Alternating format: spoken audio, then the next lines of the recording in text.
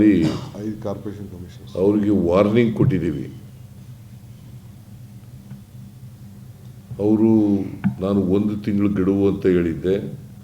ಅವರು ಅಕ್ಟೋಬರ್ ಒಳಗಡೆ ಮಾಡಿ ಮುಗಿಸ್ತೀವಿ, ಎಲ್ಲರೂ ಕೂಡ ಮೋಟಾರಬಲ್ ರೋಡ್ ಮಾಡ್ತೀವಿ ಅಂತ ಹೇಳಿದ್ದಾರೆ. ಈಗಾಗಲೇ ಸುಮಾರು 1500 ಪಾರ್ಟ್ ಹೋಲ್ಸ್ಗಳನ್ನು ಗುರುತು ಮಾಡಿದ್ದಾರೆ. ಅದರಲ್ಲಿ ಸುಮಾರು 6000 ಚಿಲ್ಲರೆ ಪಾರ್ಟ್ ಹೋಲ್ಸ್ಗಳನ್ನು ಮುಚ್ಚಿದ್ದಾರೆ. ಇನ್ನೂ 8000 ಚಿಲ್ಲರೆ ಪಾರ್ಟ್ ಹೋಲ್ಸ್ಗಳನ್ನು ಮುಚ್ಚಬೇಕಾಗಿದೆ.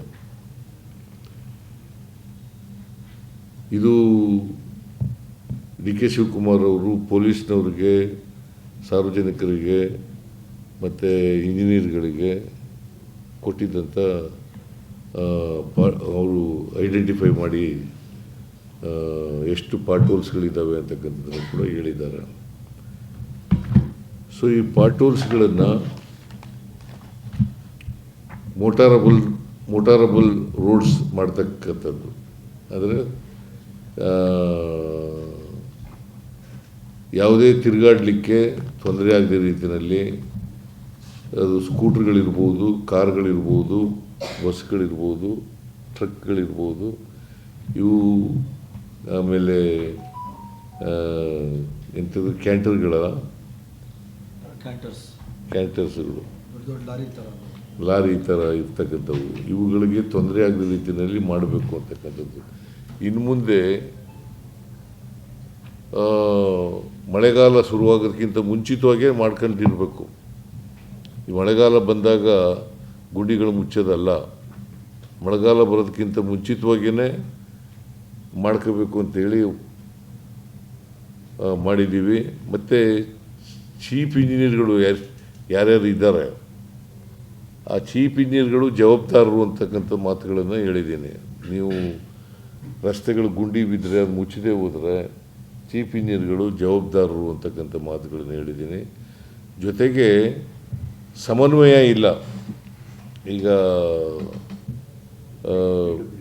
BWSSB, ಇದು BSCOM, ಆಮೇಲೆ BDA, ಆಮೇಲೆ ಮೆಟ್ರೋ,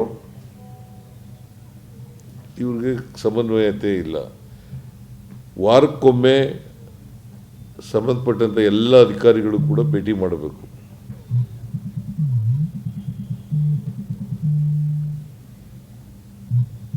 ಆ ಸಮನ್ವಯತೆಯನ್ನು ತರಲಿಕ್ಕೆ ಎಲ್ಲ ಪ್ರಯತ್ನಗಳನ್ನು ಕೂಡ ಮಾಡಬೇಕು.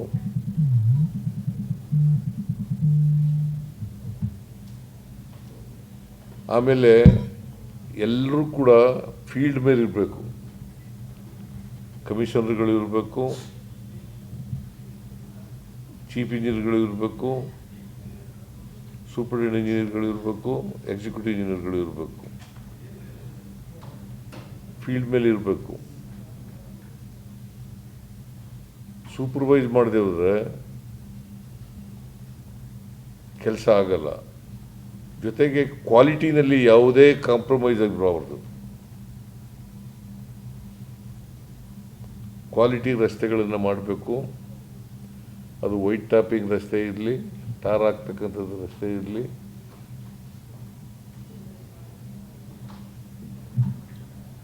ಗುಂಡಿ ಮುಚ್ಚತಕ್ಕಂಥ ಕೆಲಸ ಇರಲಿ, ಮತ್ತು ವೈಜ್ಞಾನಿಕವಾಗಿ ಗುಂಡಿಗಳನ್ನು ಮುಚ್ಚತಕ್ಕಂಥ ಕೆಲಸ ಆಗಬೇಕು. ಇಲ್ಲದೆ ಹೋದರೆ ಧೂಳು ಜಾಸ್ತಿ ಆಗ್ತದೆ. ಮತ್ತು ಗುಂಡಿಗಳು ವೈಜ್ಞಾನಿಕವಾಗಿ ಮುಚ್ಚದೇ ಹೋದರೆ ಮತ್ತೆ ಒಂದು ವಾರದಲ್ಲೇ ಕಿತ್ತೋಯ್ತವೆ ಅವು. ಅದಕ್ಕೆ ವೈಜ್ಞಾನಿಕವಾಗಿ ಗುಂಡಿಗಳು ಮುಚ್ಚತಕ್ಕಂಥ ಕೆಲಸ ಮಾಡಬೇಕು. ಒಂದು ವೇಳೆ ವೈಜ್ಞಾನಿಕವಾಗಿ ಕ್ವಾಲಿಟಿ ಗುಂಡಿ ರೀತಿಯಲ್ಲಿ ಕ್ವಾಲಿಟಿಯಾಗಿ ಮುಚ್ಚದೇ ಹೋದರೆ ಅವರು ಇಂಜಿನಿಯರ್ಗಳು they will be held responsible.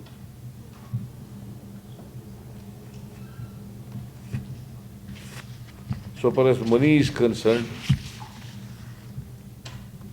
ಕೂಡಲೇ ಫೈನಾನ್ಸ್ ಡಿಪಾರ್ಟ್ಮೆಂಟ್ನಿಂದ 750 ಕೋಟಿ ರೂಪಾಯಿನ ಬಿಡುಗಡೆ ಮಾಡಬೇಕು ಅಂತ ಹೇಳಿದ್ದೀನಿ.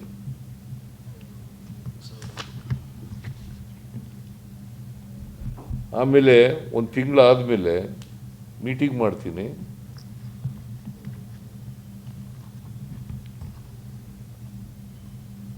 ಮೀಟಿಂಗ್ ಮಾಡಿ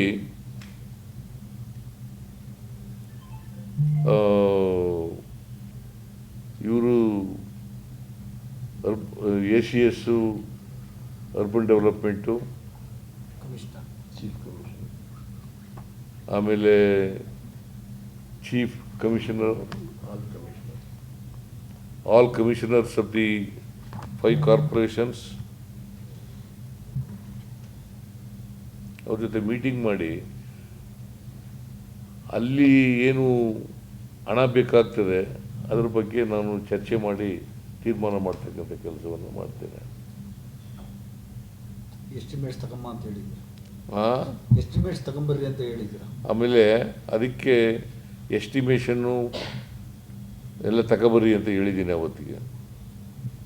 ಆಮೇಲೆ ನಾನು ಇನ್ನು 15 ದಿನ ಆದ ತಕ್ಷಣ ಒಂದು ಮೀಟಿಂಗ್ ಮಾಡ್ತೀನಿ. ಎಷ್ಟು ಪ್ರೋಗ್ರೆಸ್ ಆಗಿದೆ, ಎಷ್ಟು ಕ್ವಾಲಿಟಿ ರಸ್ತೆಗಳಾಗಿದ್ದಾವೆ, ಮೋಟಾರಬಲ್ ರಸ್ತೆ, ಮತ್ತು ಗುಂಡಿಗಳು ಯಾವ ರೀತಿ ಮುಚ್ಚಿದ್ದಾರೆ, ಎಷ್ಟು ಗುಂಡಿಗಳು ಮುಚ್ಚಿದ್ದಾರೆ, ಇನ್ನೂ ಎಷ್ಟು ಗುಂಡಿಗಳಿದ್ದಾವೆ. ಒಂದು ತಿಂಗಳಲ್ಲಿ 2 ಮೀಟಿಂಗ್ಗಳು ಮಾಡ್ತೀನಿ.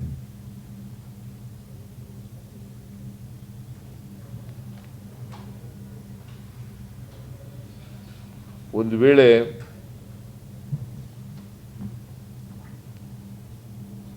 ಸೈಂಟಿಫಿಕ್ ಆಗಿ ಗುಂಡಿ ಮುಚ್ಚದೆ ಹೋದರೆ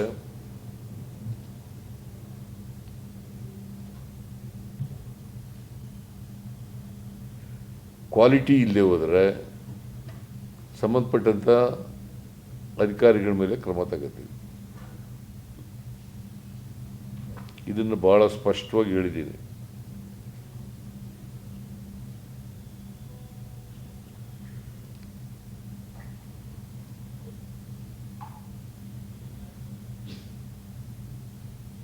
ಇಷ್ಟು ಇವತ್ತು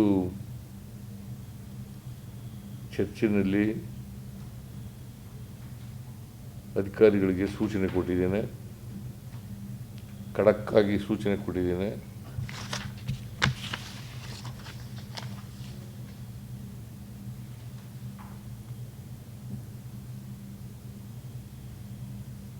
ಬಹುಶಃ ಒಂದು ತಿಂಗಳಲ್ಲಿ ಅಧಿಕಾರಿಗಳೇ ಒಪ್ಕೊಂಡಿರೋ ಪ್ರಕಾರ 1 ತಿಂಗಳಲ್ಲಿ ಮೋಟಾರಬಲ್ ರೋಡ್ ಮಾಡ್ತೀವಿ ಅಂತ ಹೇಳಿದ್ದಾರೆ. ಅದು ಹೇಳದೆ ಹೋದರೆ the officers will be responsible. ಪ್ರತಿ ಬಾರಿ ರಸ್ತೆ ಗುಂಡಿ ಸಮಸ್ಯೆ ಆದಾಗ ನೀವು ಗಡುವು ಕೊಡ್ತೀರಾ, ಅಧಿಕಾರಿಗಳು ಗಡುವು ತಗೋತಾರೆ, ಅದನ್ನ ಸರಿಪಡಿಸೋಕೆ ಆಗ್ತಾ ಇಲ್ಲ. ಪದೇ ಸಮಸ್ಯೆ ಆಗ್ತಾ ಇದೆ. ಪ್ರತಿ ಬಾರಿ ಮಳೆ ಬಂದಾಗಲೂ ರಸ್ತೆ ಹಾಳಾಗುತ್ತೆ ಸರ್. ಇದು ನೋಡಪ್ಪ, ಪ್ರತಿ ಬಾರಿನೂ ಕೂಡ ಗುಂಡಿಗಳು ಬೀಳೋದು ಸ್ವಾಭಾವಿಕವಾಗಿ ನಡೀತಾ ಇರ್ತಕ್ಕಂಥದ್ದು. ಮಳೆ ಜಾಸ್ತಿ ಆದಾಗ ಗುಂಡಿಗಳು ಜಾಸ್ತಿ ಆಗ್ತವೆ.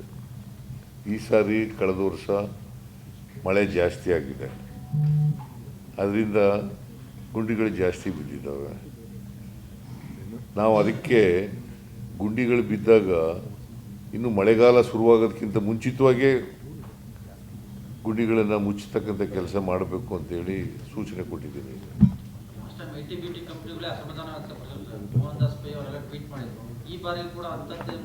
ಯಾರು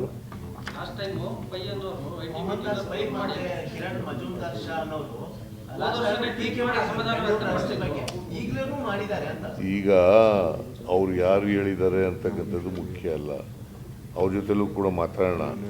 ಬಟ್ ಈ ಕರ್ನಾಟಕದಲ್ಲಿರ್ತಕ್ಕಂಥ 1,40,00,000 ಜನ ಇದ್ದಾರಲ್ಲ, ಬೆಂಗಳೂರಿನಲ್ಲಿ 1,40,00,000 ಜನ ಇದ್ದಾರಲ್ಲ, ಅವ್ರಿಗೆ ಅನಾನುಕೂಲ ಆಗಬಾರ್ದು ಅಷ್ಟೇ.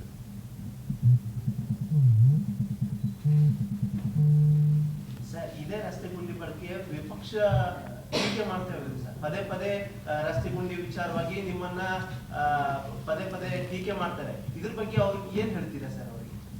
ಹ್ಮ್ ಅವ್ರ ಸರ್ಕಾರ ಇದ್ದಾಗ್ಲೂ ರಸ್ತೆ ಗುಂಡಿ ಸಮಸ್ಯೆ ಆಗ್ತಿತ್ತು, ಈಗಲೂ ಪ್ರತಿ ಬಾರಿ ಮಳೆ ಬಂದಾಗ ಅದೇ ಸಮಸ್ಯೆ ಆಗುತ್ತೆ. ಅದಕ್ಕೆ ಶಾಶ್ವತ ಪರಿಹಾರ ಇಲ್ವಾ ಅಂತ ಸರ್? ಅದಕ್ಕೆಪ್ಪ ಶಾಶ್ವತ ಪರಿಹಾರ ಅಂತಂದರೆ ಈಗ ಇರ್ತಕ್ಕಂಥ ರಸ್ತೆಗಳನ್ನು ಸುಸ್ಥಿತಿನಲ್ಲಿ ಇಡಲಿಕ್ಕೆ ಮೊದಲೇ ಕ್ರಮ ತಗೊಳ್ಳೋದು ಶಾಶ್ವತ ಪರಿಹಾರ. ಈಗ ನೋಡಪ್ಪ, ಈಗ 1700 BJP ಅವರಿಗೆ they have no moral right. ಕೋರ್ಟ್ನವರೆಲ್ಲ ಉಗ್ತಿದ್ದಾರೆ ಅವರಿಗೆ, ಗುಡ್ಡಿ ಮುಚ್ಚಿಲ್ಲ. ಈಗ ಅವರು BJP ಅವರು ಹೇಳ್ತಾರೆ ಅಂತಲ್ಲ, ಇದು ರಸ್ತೆಗಳನ್ನು ಮೇಂಟೈನ್ ಮಾಡ್ತಕ್ಕಂಥದ್ದು ನಮ್ಮ ಸರ್ಕಾರದ ಜವಾಬ್ದಾರಿ. ಆ ಕೆಲಸ ನಾವು ಮಾಡ್ತೀವಿ. ನೋಡಿ, ವೈಟ್ ಟ್ಯಾಪಿಂಗಿಗೆ ನಮ್ಮ ಗೌರ್ಮೆಂಟ್ ಬಂದ ಮೇಲೆ 1700 ಕೋಟಿ ರೂಪಾಯಿ ಇನ್ವೆಸ್ಟ್ಮೆಂಟ್ ಮಾಡ್ತಾ ಇದ್ದೀವಿ, ಸ್ಟಾರ್ಟ್ ಮಾಡಿದ್ದೀವಿ. ಹೈ ಡೆನ್ಸಿಟಿ ಕಾರಿಡಾರ್ಗೆ 273 ಕೋಟಿ ರೂಪಾಯಿ, ಗ್ರೇಡ್ ಸಪ್ರೇಟರ್ಗೆ 752 ಕೋಟಿ ರೂಪಾಯಿ. ಇದನ್ನು ನಾವು ಗೌರ್ಮೆಂಟಿಂದ, ಅದು ಸರ್ಕಾರದ ದುಡ್ಡು, 3,500 ಕೋಟಿ, ಒಟ್ಟು 3,500 ಕೋಟಿ ರೂಪಾಯಿನ ವರ್ಕ್ಸ್ನ ನಾವು ಈಗಾಗಲೇ ತೆಗೆದುಕೊಂಡಿದ್ದೀವಿ. ಇದು ಭಾಳ ದೊಡ್ಡದ ಕೆಲಸ. ನಾನೇನು ಇದಂತ ಎಲ್ಲ ಮುಂದೆ ಸತಿ ಕ್ಲೋಸ್ ಮಾಡ್ತೀವಿ ಅಂತಲ್ಲ, ಅದಕ್ಕೆ ಅದೇ ಅಂತ ಒಂದು ಸ್ಪೆಸಿಫಿಕೇಶನ್ ಇದೆ, ಅದ್ರ ಮೇಲೆ ನಾವು ಮಾಡ್ತಾಯಿದ್ದೀವಿ. ನಮಗೆ ಬೆಂಗಳೂರು ನಾಗರಿಕರ ಬಗ್ಗೆ ಅಪಾರವಾದಂಥ ಅವ್ರ ಗೌರವ, ಒಳ್ಳೆಯ ಜನ ಇದ್ದಾರೆ.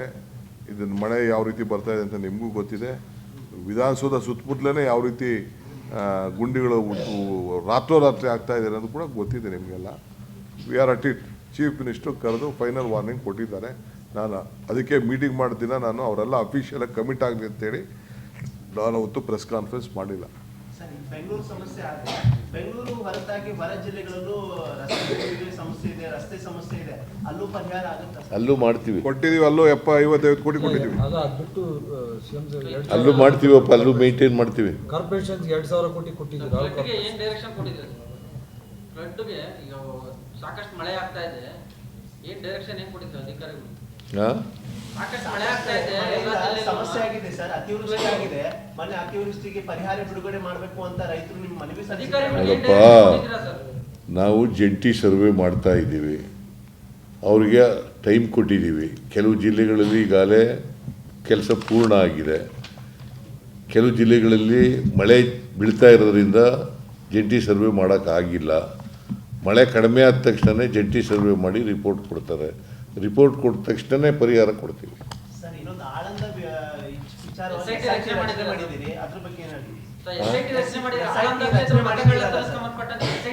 ಆಳಂದದ ಬಗ್ಗೆ ರಾಹುಲ್ ಗಾಂಧಿಯವರು ಮಾಡಿರ್ತಕ್ಕಂಥ ಆರೋಪಗಳಿದೆಯಲ್ಲ, ಅವು ಸತ್ಯವಾದಂಥ ಆರೋಪಗಳು. ಅದಕ್ಕೋಸ್ಕರನೇ ಆರೋಪಗಳ ಬಗ್ಗೆ ತನಿಖೆ ಮಾಡಲಿಕ್ಕೆ SITಯನ್ನು ರಚನೆ ಮಾಡ್ತಕ್ಕಂಥ ಕೆಲಸ ಮಾಡಿದ್ದೀವಿ. Okay, thank you. ಹೆಚ್ಚಿನ ವಿಡಿಯೋಗಳಿಗೆ ಪ್ರತಿಧ್ವನಿ ಯೂಟ್ಯೂಬ್ ಚಾನೆಲ್ ಸಬ್ಸ್ಕ್ರೈಬ್ ಮಾಡಿ, ಬೆಲ್ ಐಕಾನ್ ಕ್ಲಿಕ್ ಮಾಡಿ.